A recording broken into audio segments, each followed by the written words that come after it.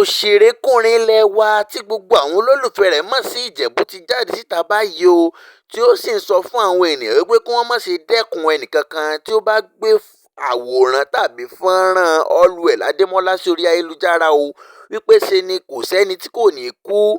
Ẹ gbọ́ ohun tí ó sọ. Yeah, good morning everyone. My name is Olatayo Amokade. As you all know, Ijebu from Ilishaga, Kanowo. This video is going to be short and I want everyone to listen and listen good. Surely, má bá anybody jà o. Gbogbo anybody tó bá ti bájà, gbìyànjú kó parí ìjà pẹ̀lú lágbájá àti Tàbẹ̀dù. Bó tilẹ̀ wọ́n kó bá wọn jà tó.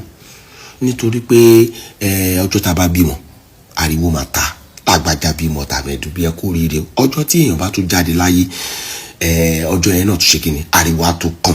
Tó bá tún wá jẹ́ tó súnmọ́ yàn, ẹni tí èèyàn close mọ́.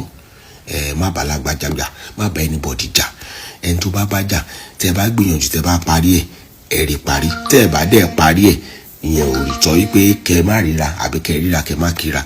Gbogbo anybody tó bá ní fídíò àbí picture anybody lọ́wọ́, no matter tí wọ́n bá celebrate ẹ àbí wọ́n celebrate ẹ, má bínú sí anybody nítorí pé ilé ayé ìyá wa máa yìí lọ ní.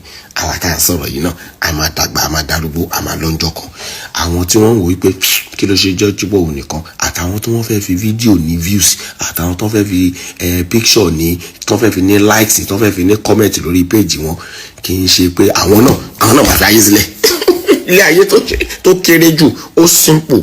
So posting someone that pass away or kò tí pass away àbí kíní kan tá à ń celebrate ara wa àbí tá à ń dedicate nǹkan kan fún nǹkan kan, jẹ́ kí olúkálùkù ṣe nǹkan tó bá wù.